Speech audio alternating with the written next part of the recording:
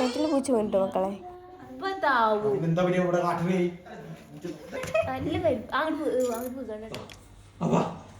നല്ല കോഴിനെ പോലെ ഒളിച്ചു വരുത്തേനെ.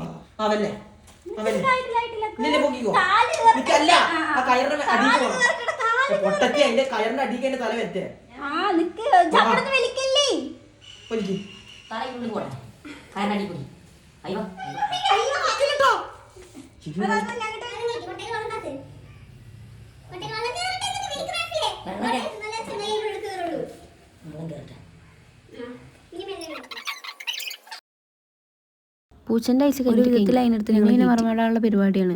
2 കള കളിച്ചപ്പോൾ കുനിക്കോളാം.